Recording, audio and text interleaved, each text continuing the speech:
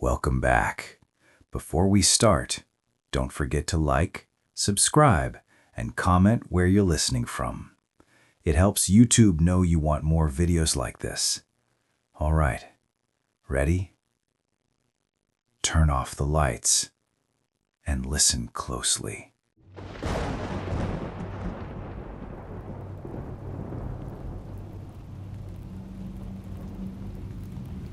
My name's Derek, and for about 3 years, I worked as the night manager at a storage facility just outside of Bakersfield, California. The place was huge, over 400 units spread across multiple buildings, plus outdoor RV and boat storage. I worked the 10 p.m. to 6 a.m. shift, which meant I was alone for the entire night, except for the occasional late-night customer with a gate code. The job was simple enough. I'd do rounds every 2 hours, check the gates and locks, monitor the security cameras, and deal with any issues that came up. Most nights were quiet. I'd bring my laptop, watch movies, and basically get paid to sit around. It was boring as hell, but the pay was decent, and I didn't have to deal with customers much.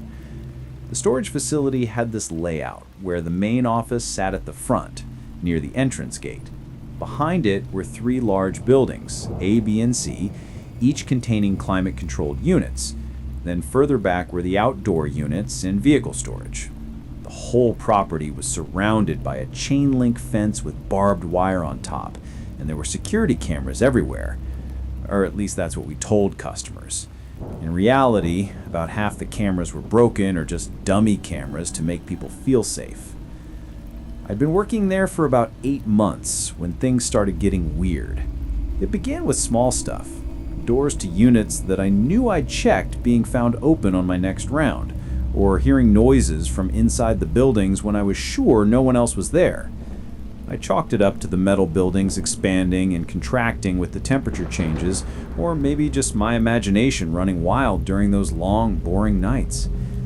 Then I started finding things that couldn't be explained away so easily. One night in October, I'm doing my midnight rounds through Building B. I've got my flashlight and my clipboard checking off each section as I go. The fluorescent lights in these buildings were motion activated to save on electricity, so they'd flicker on as I walked and then turn off about 5 minutes after I passed. It created this weird effect where I'd be walking through mostly darkness with just my flashlight, and behind me I could see the lights shutting off section by section. I'm about halfway through Building B when I noticed something on the floor in front of Unit B147. It's a Polaroid photograph, just sitting there, face up on the concrete. I pick it up and shine my light on it. The photo makes my stomach drop. It's a picture of the main office, taken from outside through the front window, and in the photo, clear as day, is me sitting at the desk. The photo shows me from just a few hours earlier that same night. I'm wearing the same shirt, and I can even see the same movie paused on my laptop screen. Someone had been outside the office taking pictures of me without my knowledge, and then somehow got inside the facility to leave this photo where I'd find it. I immediately radioed our security company, but since it was the middle of the night, the most they could do was note the incident and say they'd send someone in the morning. I went back to the office and pulled up the security camera footage, focusing on the cameras that cover the entrance and the path to Building B. Nothing. The footage showed me leaving the office for my rounds, but no one entering or leaving. Either someone knew exactly where the camera blind spots were, or they'd gotten in before I started my shift and had been hiding inside the facility the entire time. That thought made my blood run cold. I spent the rest of the night locked in the office, watching the monitors and jumping at every sound. I kept the photo, thinking maybe we could get fingerprints from it or something, but I had a feeling whoever left it had been careful enough not to leave any evidence. The next morning, my boss Rick came in and I showed him the photo. He looked concerned, but tried to play it off. "Probably just some kid trying to freak you out," he said. "You know how it is. They probably hopped the fence, snapped a photo, and left it to mess with you." But that didn't explain how they got inside the facility, past all the locked gates and doors. Rick agreed to review all the security footage himself, and said he'd consider hiring a second person for the night shift. though I knew that was unlikely given how cheap the owners were. For the next week, nothing else happened. I started to relax, thinking maybe it really had been just a one-time prank. But then I found the second photo. This one was in Building A, placed on top of Unit A089. It showed me doing my rounds in Building C, a photo that must have been taken the night before. Whoever was doing this had been inside the facility again, following me, photographing me, and I had no idea how they were getting in or where they were hiding. I called Rick immediately, even though it was 3 a.m. He actually answered, which surprised me, and I could tell from his voice that he was taking this more seriously now.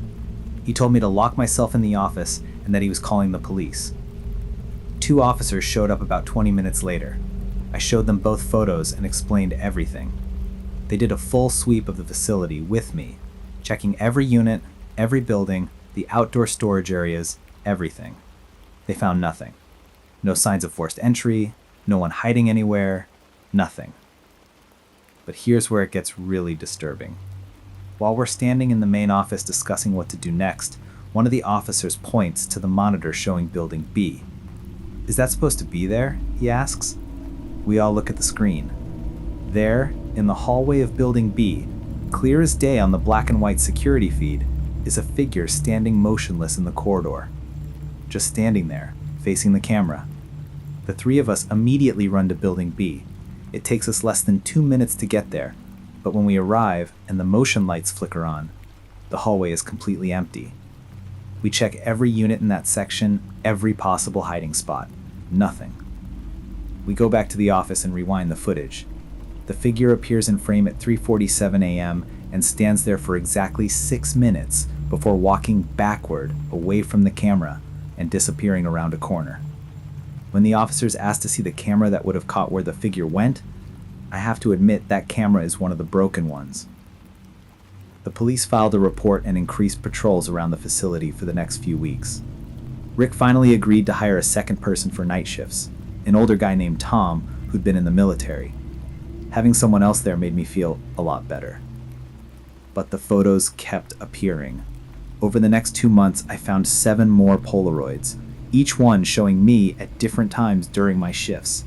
Some were taken from inside the facility, others from outside. One photo showed me in my car in the parking lot before I'd even started my shift. Whoever was doing this was escalating, and they were making it clear that they could get to me whenever they wanted. The worst part was that we never caught them on camera. Not once. It was like they knew exactly where every working camera was pointed and how to avoid them. Or maybe they had access to the security system and could watch the feeds in real time. That thought kept me up during the day when I was supposed to be sleeping. The final photo I found was different from the others. It was in early December, and I'd been seriously considering quitting. The stress was getting to me. I wasn't sleeping well, I was constantly looking over my shoulder, and the job wasn't worth the psychological toll it was taking.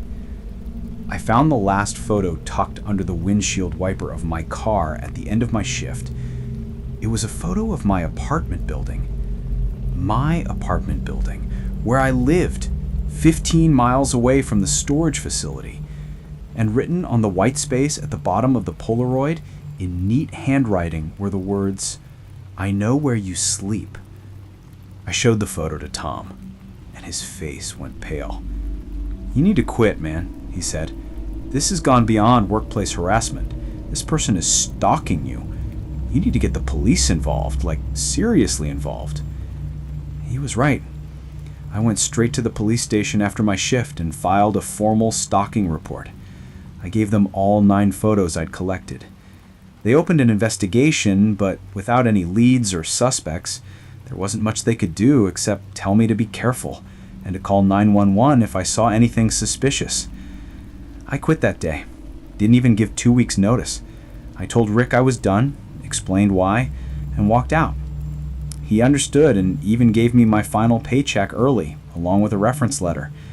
I think he felt guilty that he hadn't taken the situation more seriously from the beginning. Here's the thing that still bothers me to this day, though. About a month after I quit, I ran into Tom at a grocery store. We chatted for a bit, and I asked him how things were going at the facility. He got this strange look on his face and told me that the photos had stopped completely after I left. They'd hired a new person to replace me, and that person had been working for weeks without incident. Whoever had been stalking me, taking those photos, they'd been specifically targeting me.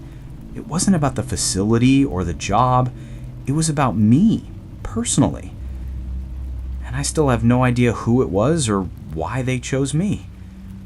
I moved to a different apartment shortly after that conversation with Tom. I got a new job working in retail with plenty of people around during the day, and I've never worked alone at night again.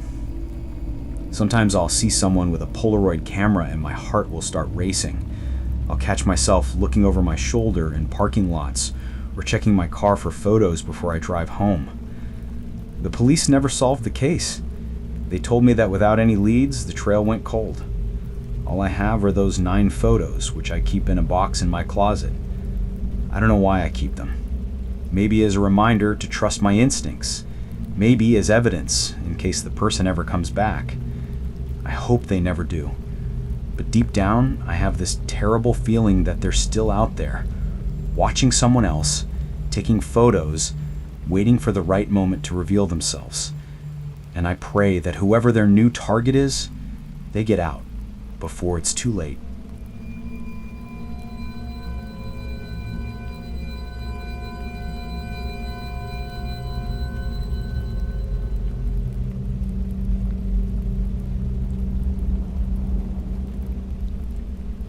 I'm not really sure how to start this, so I'll just dive right in.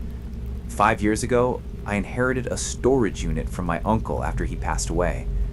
I didn't even know he had one until his lawyer contacted me during the estate settlement.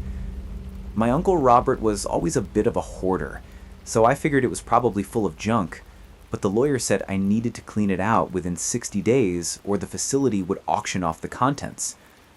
The storage facility was in this small town in upstate New York, about a 4-hour drive from where I lived. I decided to make a weekend trip out of it. Drive up on Saturday morning, sort through whatever was there, maybe keep anything valuable or sentimental, and donate or trash the rest. The facility itself was old, probably built in the 70s or 80s. It was one of those single-story concrete block buildings painted a faded yellow, with orange roll-up doors that had seen better days. The office looked like it hadn't been updated since the place was built. Wood paneling on the walls, ancient computer system, and a woman behind the desk who looked like she'd been there since the beginning. Her name was Paula, and she was probably in her 70s. When I told her I was there to clean out Robert's unit, her expression changed. It was subtle, but I caught it. This brief flash of something that looked like relief, mixed with nervousness. Unit 23, she said, handing me a key. All the way at the end, on the left. You'll need this gate code too. She wrote down a 4-digit code on a sticky note. The unit's paid up through the end of the year, so take your time. And honey, she looked at me seriously, make sure you lock it back up when you're done each day. Don't leave it open, even if you're just running to your car. I thought that was odd, but I just nodded and headed back to the storage area. The facility was arranged in a long corridor with units on both sides. The fluorescent lights overhead buzzed and flickered, and the whole place had that musty smell that old buildings get. My footsteps echoed as I walked toward Unit 23, right at the very end of the hallway. When I got there and rolled up the door, I was surprised by what I found. It wasn't full of junk like I had expected. Instead, it was meticulously organized. Plastic storage bins were stacked neatly along the walls, each one labeled with dates and contents in my uncle's careful handwriting. There was furniture covered with tarps, some boxes of books, and what looked like personal papers and photo albums. I started going through things systematically, making piles of what to keep, donate, or throw away. Most of it was pretty standard stuff. Old clothes, kitchen items, books I'd never read. But then I found a box that made me pause. It was labeled Do Not Open, RT Personal, in red marker. My uncle's initials were RT, Robert Thomas. Of course, I was curious, but something about the way it was labeled made me hesitate. It was the only box with that kind of warning on it. Still, I was family, and I was tasked with clearing out his belongings. I had a right to look, didn't I? Inside the box were dozens of notebooks, all filled with my uncle's handwriting. I picked up the first one and started reading. At first, it seemed like a journal detailing his daily life, but as I kept reading, the entries started becoming strange. They were observations about the storage facility itself, notes about the other people who rented units there, what times they visited, how long they stayed, what they brought in and out. It was detailed to an obsessive degree. He had sketches of the layout, notes about the security system, and even what appeared to be a schedule of when the staff changed shifts. The more I read, the more disturbed I became. This wasn't just casual observation, this was surveillance. My uncle had been watching people, studying them, for reasons I couldn't understand. Then I found a notebook that was different from the others. This one had a date on the cover, 1989 to 1991. I opened it and immediately felt sick. The entries in this notebook detailed something my uncle referred to as the project. He wrote about Unit 17, which was 3 doors down from his, and how he'd noticed the people who rented it always came late at night. He described following one of them, a man in his 40s, and discovering where he lived. The entries became increasingly dark. My uncle wrote about breaking into Unit 17 one night when he knew the renters wouldn't be there. He described what he found inside, and I'm not going to repeat the details here, but it was clear that Unit 17 was being used for something illegal and horrifying. But here's where my uncle's writings took a turn that made my blood run cold. Instead of going to the police, he wrote about how this discovery gave him leverage and power. He started documenting everything in Unit 17, taking photos, which were thankfully not in the box, and keeping detailed records of who came and went. Then, the entries stopped abruptly in March 1991. The last entry simply said, "They know. Have to be more careful." I sat there in that storage unit surrounded by my dead uncle's belongings, trying to process what I'd just read. The uncle I thought I knew, the quiet, somewhat antisocial man who worked as an accountant and collected stamps, had been conducting some kind of vigilante surveillance operation on criminals using the storage facility. But had he ever actually done anything with the information he gathered? Or had he just hoarded it, like he hoarded everything else in his life? I decided I needed to know more about Unit 17. I walked down the corridor and stood in front of it. The door was closed and locked, and unlike the other units, this one had no number painted on it, just a metal plate where the number should have been. It looked like someone had removed it deliberately. I went back to my uncle's unit and searched through more of his notebooks. I found references to other units too. Unit 8, Unit 31, Unit 45. He'd been watching multiple units over the years, documenting suspicious activity, but never apparently reporting anything to authorities. As the afternoon wore on, I became increasingly paranoid. Every sound in the corridor made me jump.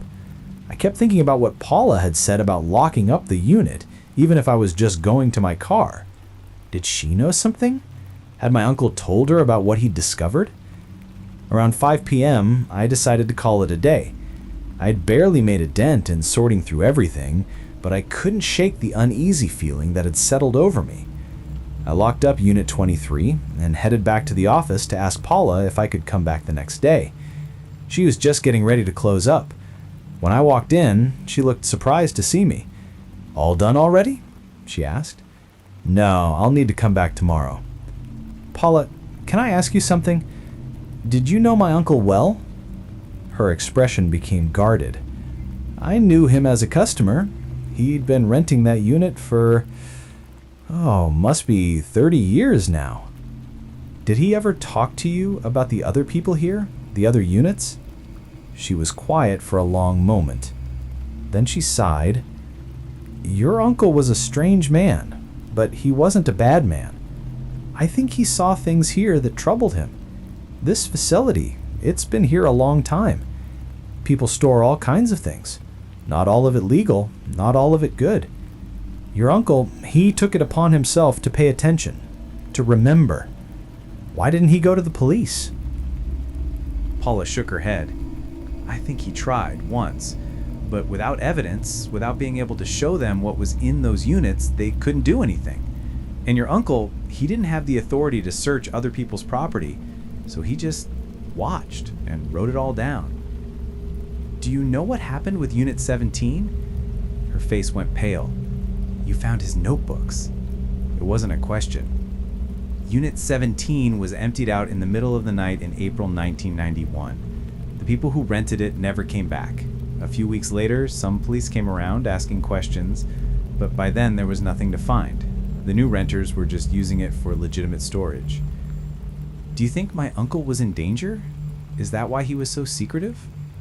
I think your uncle knew things that could have gotten him hurt, yes, but he also knew how to be careful. He kept to himself, didn't confront anyone, just documented everything. She paused. You should probably do what you need to do and then let that unit go. Some things are better left in the past. I went back to my hotel that night and couldn't sleep. I kept thinking about those notebooks, about what my uncle had witnessed, about what might still be in that storage facility. The next morning, instead of going back to clean out the unit, I went to the local library and looked up old newspaper archives. I found an article from May 1991 about a man who'd been arrested 2 towns over for possession of child pornography. The article mentioned that police had been tipped off by an anonymous source who provided detailed records of the man's activities. The man's name matched one of the names in my uncle's notebooks. That's when I understood. My uncle hadn't just been watching. He'd been building cases, gathering evidence, and then anonymously tipping off authorities. The notebooks weren't just the writings of a voyeur. They were an obsessive attempt to document wrongdoing and bring people to justice, even if he could never get credit for it. I spent the rest of the weekend going through everything in Unit 23. I found evidence that my uncle had been responsible for at least 6 anonymous tips that led to arrests over the years. He'd exposed people using storage units for drug operations, fencing stolen goods, and worse. But I also found something else. In a locked briefcase hidden under some furniture, I found a current notebook. My uncle had died 6 months earlier, and his last entry was from just a week before his death. It was about Unit 31, which he described as concerning for reasons he was still investigating. I debated with myself for hours about what to do. Finally, I decided to follow my uncle's example. I took photos of all his notebooks and sent them, along with an anonymous email, to the local police department. I specifically mentioned Unit 31 and suggested they might want to look into it. 3 weeks later, I saw a news article about a major drug bust at a storage facility in upstate New York. They'd found over $200,000 worth of heroin in a unit and arrested 4 people. The article mentioned that police had received an anonymous tip. I'd like to think my uncle would have been proud. I never told anyone else about what I found in Unit 23. I cleaned it out, kept a few photo albums and some of his personal items, and let the facility auction off the rest. But I kept all his notebooks. They're in a safe deposit box now. Sometimes I wonder if I should have destroyed them instead. They contain details about crimes, about people, about things that maybe should stay buried. But they're also a record of my uncle's secret life as an anonymous crime fighter, a weird, obsessive, probably slightly unhinged crusader for justice.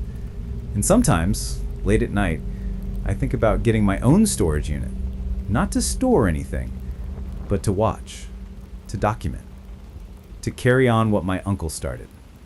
But then I remember how isolated he was, how his obsession consumed his life, how he died alone with his secrets. So instead, I just keep the notebook safe. Evidence of a life spent watching from the shadows, trying to make the world a little bit better in the only way he knew how. And I hope that, wherever he is, he knows that his work mattered.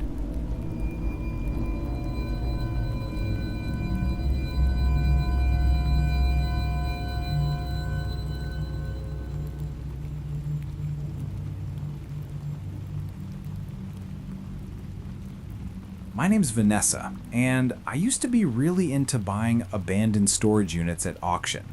You've probably seen those shows on TV where people bid on units, hoping to find valuable items inside.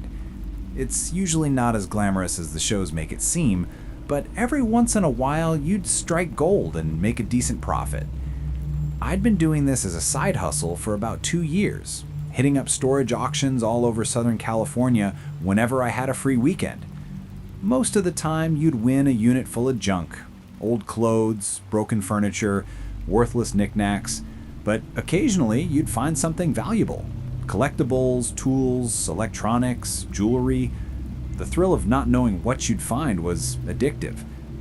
The auction I'm about to tell you about happened in the summer of 2019. It was at a facility in Riverside, and they were auctioning off 6 units that had been abandoned by their renters. I'd been to this facility before and had decent luck there, so I made the drive out on a Saturday morning. There were about 15 other people there for the auction, a mix of regulars I recognized and some new faces. The auctioneer was a guy named Carl who'd been doing this for years. He had this rapid-fire way of speaking and zero patience for people who didn't follow the rules. The first 3 units were pretty standard. Someone bought a unit full of furniture for $200. Another person got a unit with a bunch of boxes for $75. I passed on both of those. The 4th unit was where things got interesting. When Carl cut the lock and rolled up the door, everyone crowded around to look inside. It was a 10 by 10 unit, and at first glance, it looked mostly empty. There were a few boxes stacked in the back corner, a couple of plastic bins, and what looked like a sleeping bag or blanket bunched up in the middle of the floor. "All right, folks, what you see is what you get," Carl announced. "Bidding starts at $25. Do I hear 25? Most people lost interest quickly. It looked like there was barely anything there, and what was there probably wasn't worth much. But I noticed something that the others didn't. The boxes in the back corner looked like they were in good condition, not old and beat up like you usually see in abandoned units, and one of them had what looked like electronics packaging visible on the side. I bid $25 and no one countered. Carl called it once, twice, sold. I just bought a storage unit for $25. Even if there was nothing valuable, I'd probably break even selling the boxes and bins at a yard sale. After the auction ended and everyone else left, I went to inspect my purchase more carefully. I pulled out my phone's flashlight and stepped inside the unit. The smell hit me immediately. That musty, stale odor of a place that hasn't been opened in a long time, mixed with something else I couldn't quite identify. I started with the boxes in the corner. The first one contained what looked like computer parts, old hard drives, cables, a couple of ancient modems. Not valuable, but I could probably sell them for a few bucks to a scrap place. The second box was more interesting. It was full of Blu-rays and DVDs, most of them still in their original packaging. I did a quick count and estimated there were at least 200 discs. Depending on the titles, this could be worth a couple $100s. The third box is where things started getting weird. It was full of photographs, hundreds of them, just loose in the box. I pulled out a handful and looked through them. They were photos of people in various public places, shopping malls, parks, parking lots, gas stations. The photos seemed to be taken from a distance, like surveillance photos. None of the people were posing or aware they were being photographed. I felt a chill run down my spine. I set those photos aside and moved to the plastic bins. The first bin contained clothes, men's clothing, sizes that suggested someone about 6 feet tall and medium build. The second bin had toiletries, a towel, a pillow, and some books. That's when it clicked. Someone hadn't just been storing their belongings here. Someone had been living here. That sleeping bag in the middle of the floor wasn't just stored items.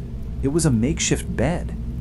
The weird smell I'd noticed was body odor and stale food. Living in a storage unit is illegal, and facilities usually have rules against it. But people do it anyway when they're desperate or homeless. I felt a pang of sympathy for whoever had been living here, but then I remembered the box of surveillance photos and felt uneasy again. I approached the sleeping bag cautiously. It was bunched up in a way that suggested it had been left in a hurry. I nudged it with my foot, then bent down to unroll it. As I did, something fell out. A notebook, spiral bound with a black cover. I picked it up and opened it. The pages were filled with handwriting, dense and small. I started reading the first entry dated about 8 months earlier. Day 1. Successfully moved into the unit without being detected. The facility seems lax about checking. As long as I'm gone during business hours and don't make noise, I should be able to stay here indefinitely. This will be the perfect base for my work. I flipped through more pages. The entries detailed a daily routine, leaving the unit before the facility opened at 7 a.m., spending the day in various public places, returning after dark to sleep. But interspersed with these mundane details were entries about subjects and surveillance. The person who had been living here had been stalking people. The photos I'd found were trophies or documentation. The notebook contained detailed information about different people, their routines, where they lived, where they worked, what time they came and went. My hands were shaking as I read. This wasn't just some homeless person trying to get by. This was someone deliberately using the storage unit as the base of operations for stalking people. And judging by the number of photos and the amount of detail in the notebook, they'd been doing it for months. I immediately called the police. While I waited for them to arrive, I looked through more of the unit, being careful not to disturb anything. I found another box I'd initially missed, hidden behind the others. This one contained what looked like driver's licenses and credit cards, all belonging to different people. None of the names matched the name on the storage unit rental agreement, which I'd seen when I signed the paperwork after winning the auction. The police arrived about 20 minutes later. I explained what I'd found, showed them the notebook and the photos and the box of IDs and credit cards. The two officers exchanged glances that told me this was way beyond what they'd expected to deal with that day. They called for backup and detectives. Within an hour, the storage unit was a crime scene, cordoned off with yellow tape. I gave a statement about how I'd acquired the unit, what I'd found, and in what order I'd found it. The detective in charge, a woman named Sarah Cortez, asked me dozens of questions. "Do you have any idea whose name the unit was rented under?" she asked. I pulled out the paperwork. The unit had been rented by someone named Marcus Holloway. The detective wrote down the name, then made a phone call. When she came back, her expression was grim. "That name is an alias," she said. "The credit card used to pay for the rental was reported stolen 6 months ago.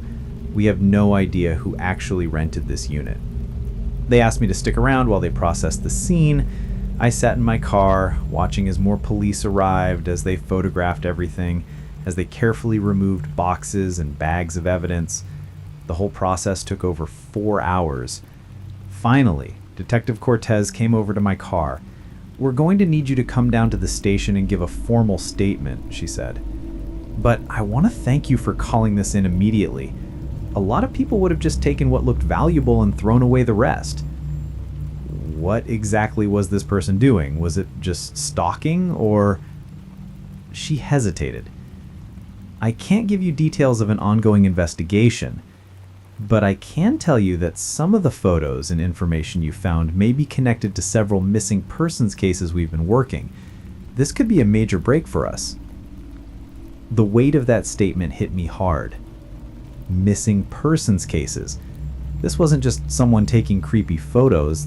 This was potentially something much, much worse. Over the next few weeks, I followed the news obsessively.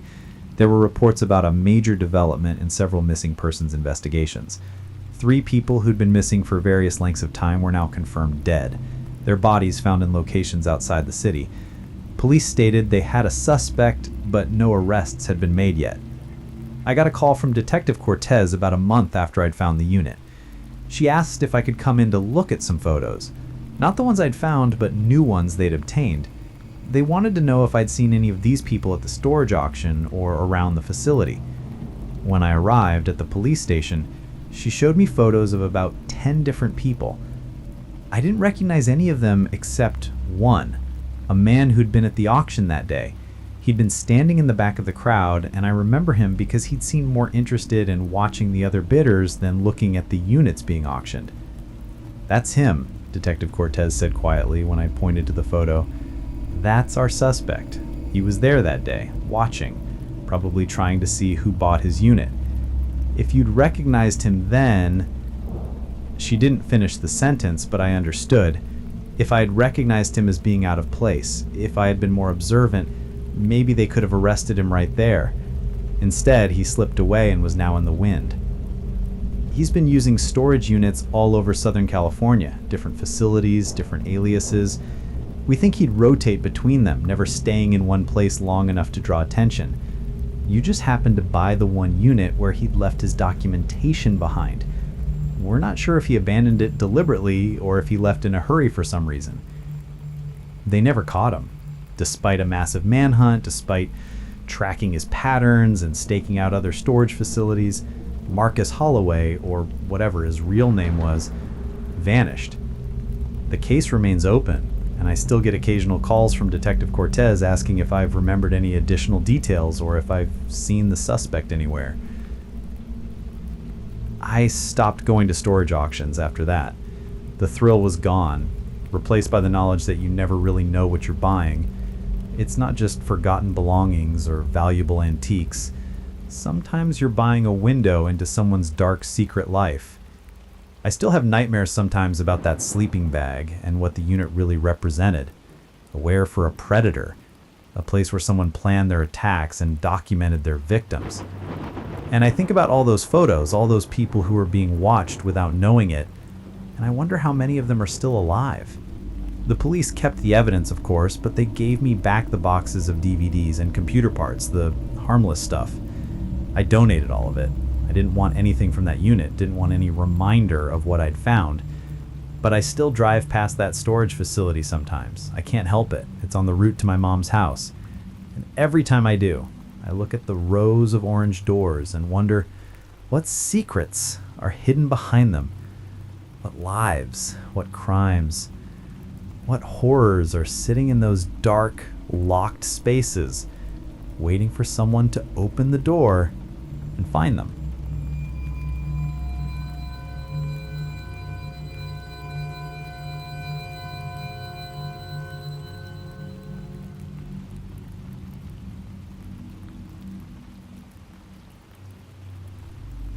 This story was told to me by my friend Marcus, who works as an estate attorney in Boston. He deals with all kinds of situations: wills, trusts, inheritance disputes, that sort of thing. Most of his cases are pretty straightforward, but every once in a while it gets something unusual. This was one of those times.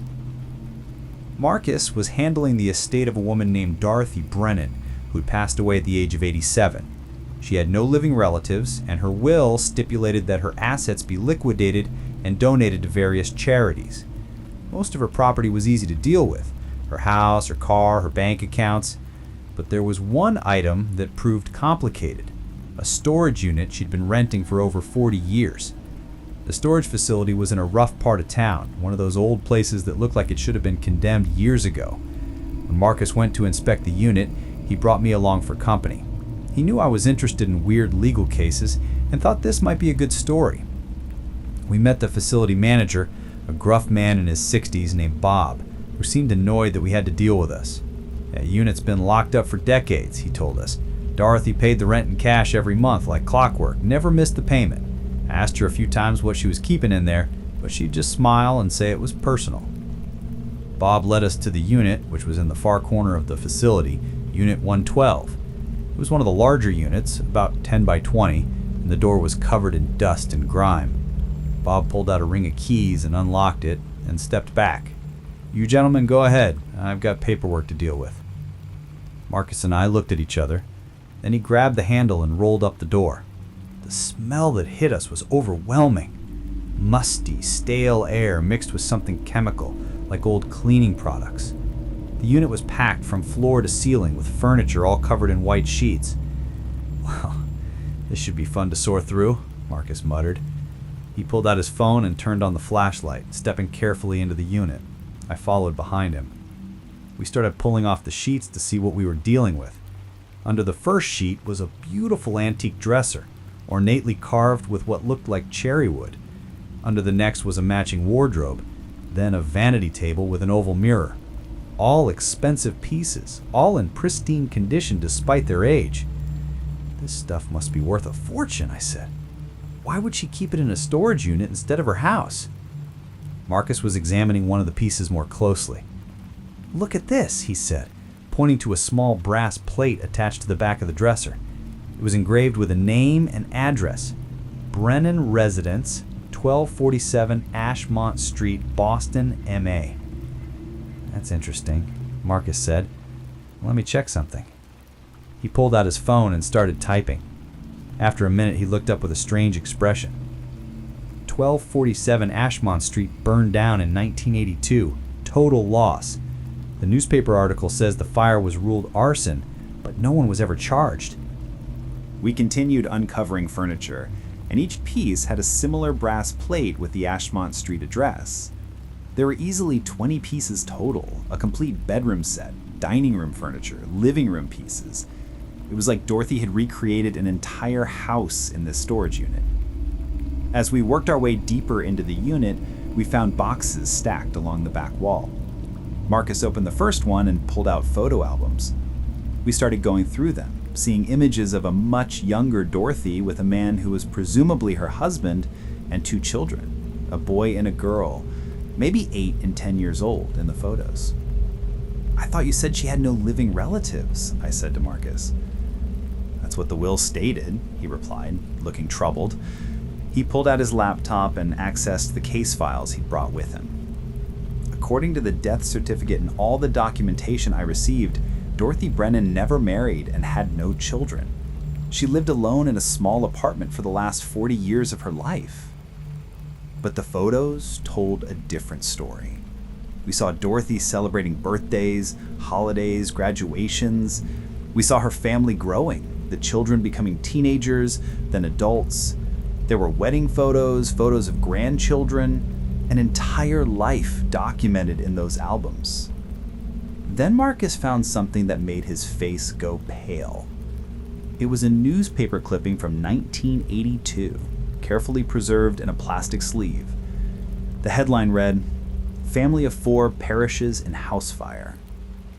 The article described how a fire had broken out at 1247 Ashmont Street in the early morning hours of March 15th, 1982. The fire department responded, but the blaze was already fully engulfed by the time they arrived. 4 bodies were recovered from the ruins. James Brennan, age 38, Dorothy Brennan, age 37, Michael Brennan, age 10, and Sarah Brennan, age 8. All 4 family members were pronounced dead at the scene. Marcus and I stared at the clipping, then at each other. "This doesn't make sense," I said. "If Dorothy died in that fire, then who was the woman who rented this storage unit? Who was the woman who just died at age 87? Marcus was frantically typing on his laptop, pulling up records. According to the social security number on all of Dorothy's recent documents, matches the Dorothy Brennan who supposedly died in 1982. Same birth date, same everything. It's like she came back from the dead." We kept searching through the boxes. We found more newspaper clippings about the fire, along with fire investigation reports that Dorothy, or whoever she was, must have obtained somehow. The reports indicated that the fire had started in multiple locations simultaneously, suggesting arson. Accelerants had been found, but the investigation had been closed without any arrests. Then we found a journal. It was in one of the last boxes, wrapped in cloth and tied with string. Marcus opened it carefully and we began to read. The journal was written by Dorothy, the real Dorothy, the one who died in the fire. But these entries were from before her death, starting about a year earlier. She wrote about her suspicions that her husband James was having an affair. She described hiring a private investigator who confirmed her fears. James was involved with another woman, someone he worked with.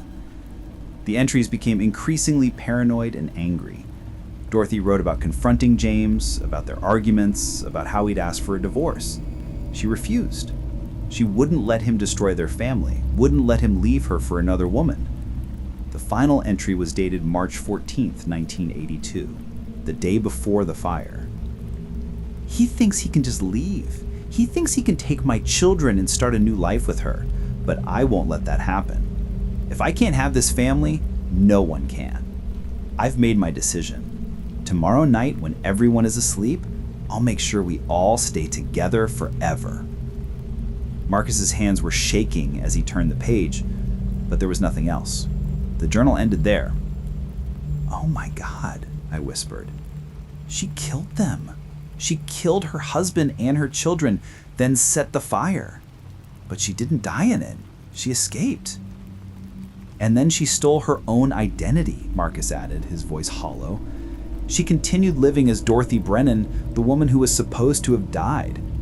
She rented the storage unit to preserve the furniture from her house, the house she burned down with her family inside."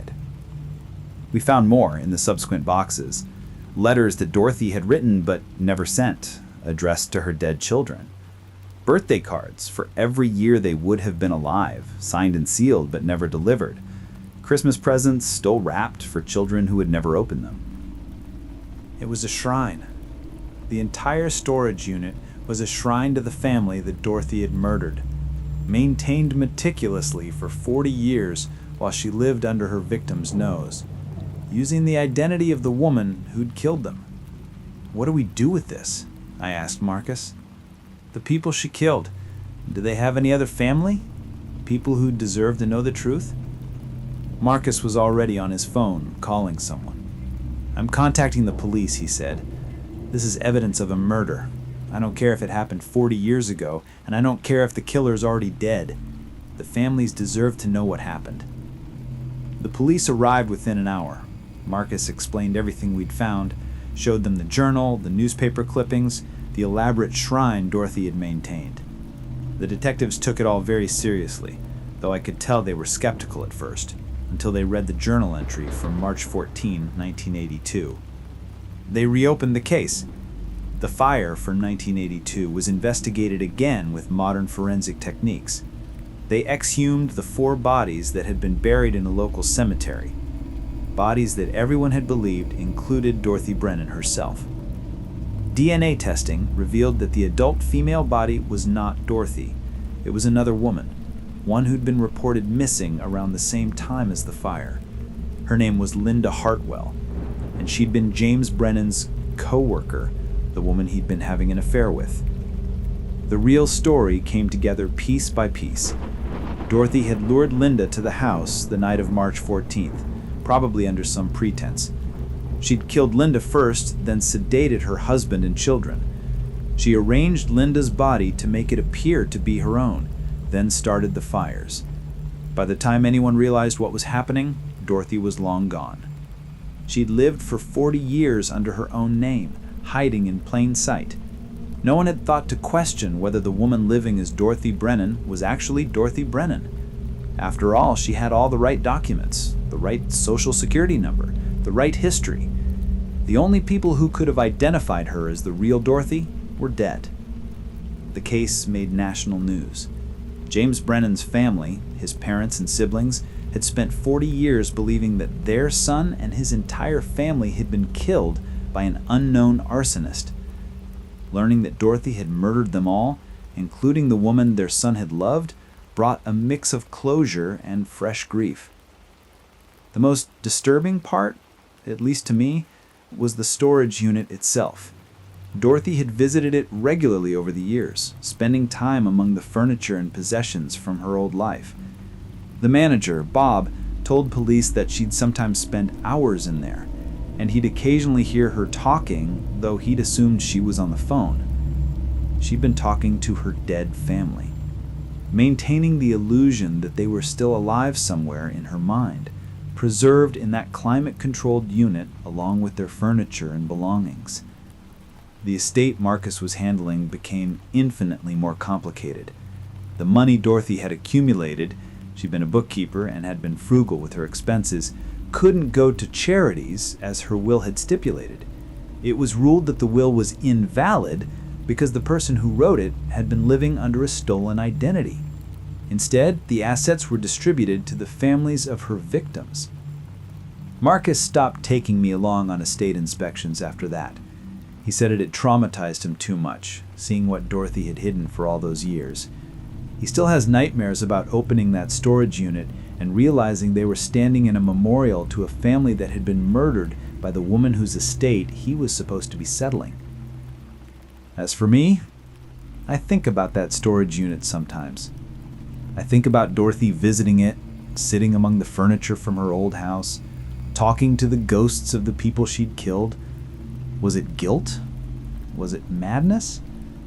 Or was it some twisted form of love, a way of keeping them close even after she'd taken their lives? I don't have an answer. None of us do. All I know is that storage units aren't just places to keep old furniture and forgotten belongings. Sometimes they're places where people keep their darkest secrets, their deepest sins, their most terrible truths. And sometimes, years after those secrets had been locked away, someone finds the key and lets them out into the light.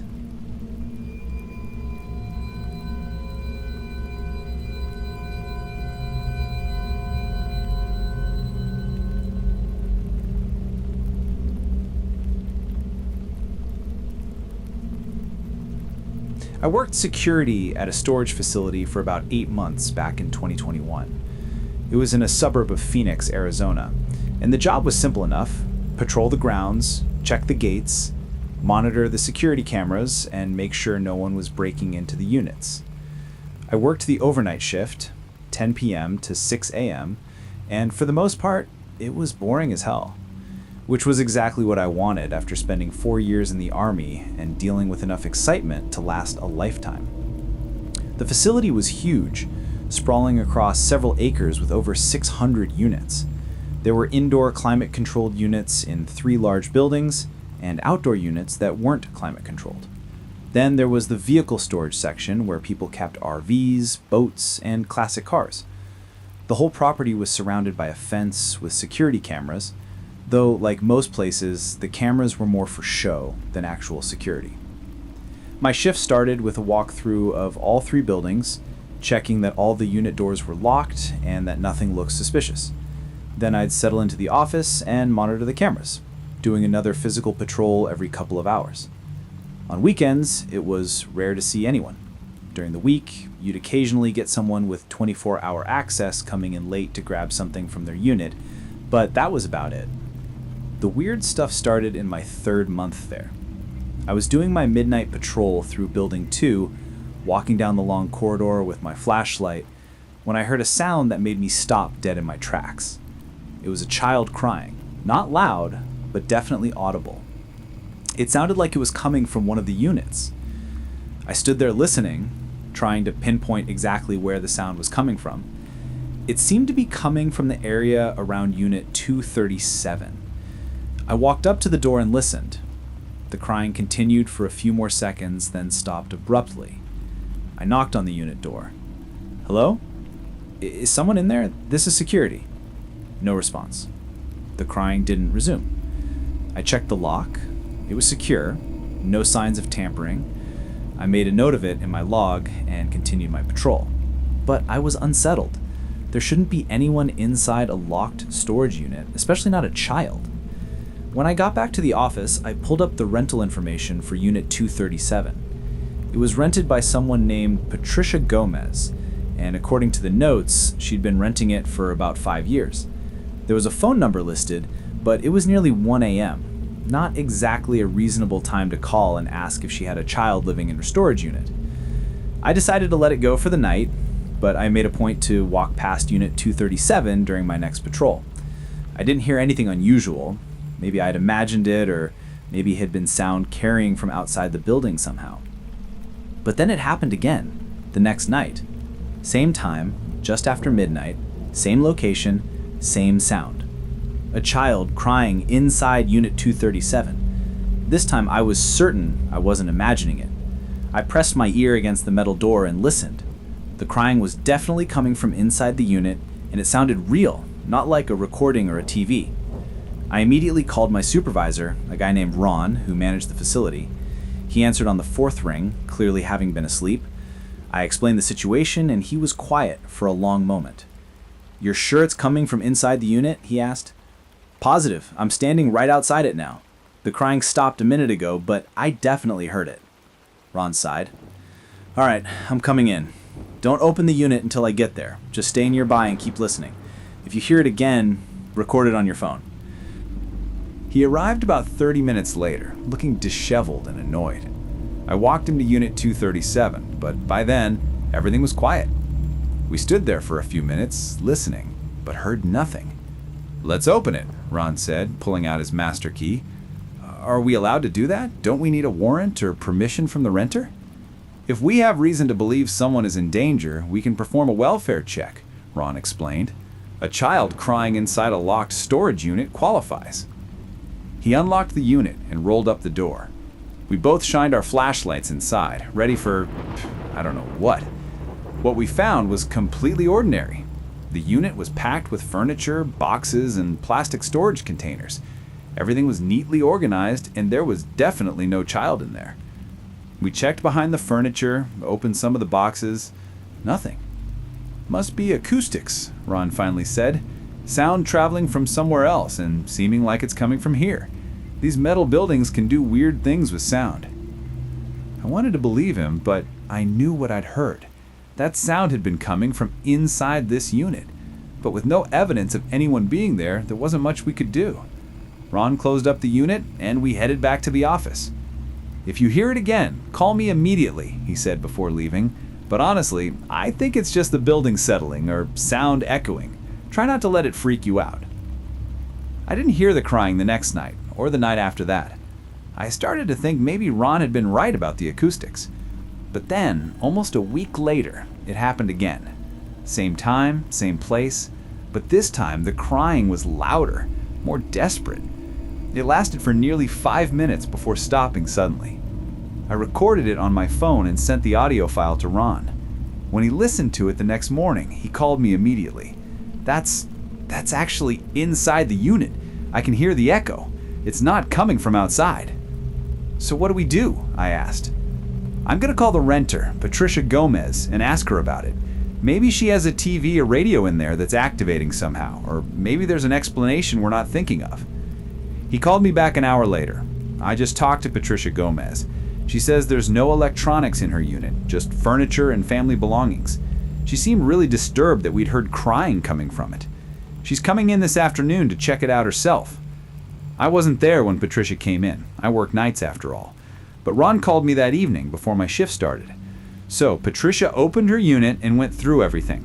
She didn't find anything unusual, but she was pretty shaken up. She asked me about the history of the building, wanted to know if anyone had ever died here. "Had they?" I asked. "Not that I know of. This facility has been here since the 90s, and as far as I'm aware, there's never been any deaths on the property." I told her that, but it didn't seem to comfort her much. She's thinking about moving her stuff to a different unit. That night, I was dreading my midnight patrol.